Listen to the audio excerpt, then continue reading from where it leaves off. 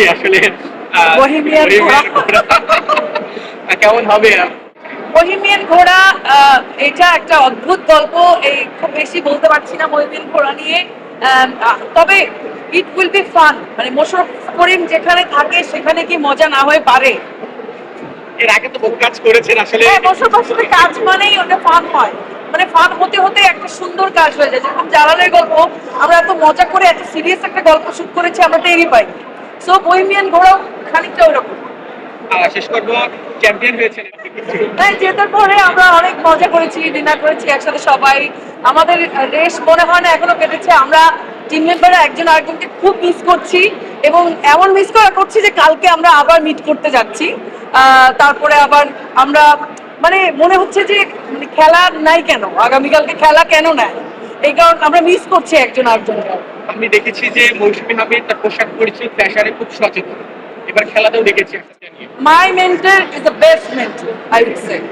মানে এবার সিসিটির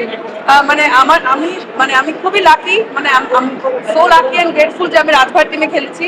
এবং টিমে ঢোকার সাথে সাথে রাজভাইয়ের স্ট্রিক্ট রেস্ট্রিকশন ছিল যে আমাদেরকে বলেই দেওয়া হয়েছিল আগে থেকে যে আমাদের টিমের মেয়েরা কোনোভাবেই যেন কেউ আঙ্গুল তুলতে না পারে। So be very careful. আমাদেরকে বড় বড় টি শার্ট পরে আসতে আমাদের মেন্টরি বারবার আমাদেরকে বলে দিয়েছিলেন যে কোনো রকম উল্টাপাল্টা যেন না হয়, বড় বড় টি শার্ট পরে আসবার। মানে আমাদের মেন্টরি আমাদেরকে গাইড করেছেন, এবং আমরা ওনার কথা শুনেছি। We listen to him. আমরা আমাদের মেন্টরের কথা শুনি একদম। আমাদের টিমটা আমরা খুবই সতর্ক ছিলাম প্রথম থেকে, এবং এটা আমাদের মেন্টরের একদম স্ট্রিক্ট নির্দেশ ছিল আমাদের উপর যে কোনোভাবেই আমাদের টিমের মেয়েরা যেন কোনোভাবে উল্টাপাল্টা কেউ যেন বলতে না হয়। আমি মনে করি শিল্পীর, হ্যাঁ, ব্যক্তি স্বাধীনতার বিষয়টা আলাদা, কিন্তু আপনি যখন একটা শিল্পী তখন আপনার কিছু দায়িত্ববোধ সমাজ বা দেশের প্রতি আপনার আছে।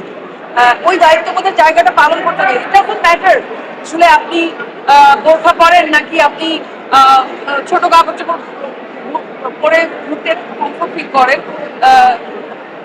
হ্যাঁ, যারা আসলে আঙ্গুল তুলছে তাদেরও হয়তো তোলা উচিত না। একটা মানুষ খেলতে গেছে, সে সেখানে যে তার কমফোর্ট অনুযায়ী কাপড় চোপড় করবে, কিন্তু সিচুয়েশন বা সময় অনুযায়ী সময় উপযোগী ওইটা একটু মাথায় রাখা উচিত সব শিল্পীরা।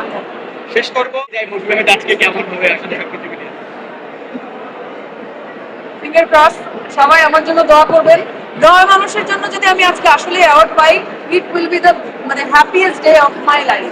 যদি নাও পাই, কারণ অনেক অনেক গুণী গুণী অভিনেত্রী আমার সঙ্গে নমিনেটেড হয়েছেন, অনেক ভালো ভালো অভিনেত্রী নমিনেটেড হয়েছেন। আমি যদি নাও পাই তাও আমার কোনো দুঃখ থাকবে না, আমি নমিনেটেড হয়েছি, এটাই এটাই thanks God. Thank you so much. Thank you.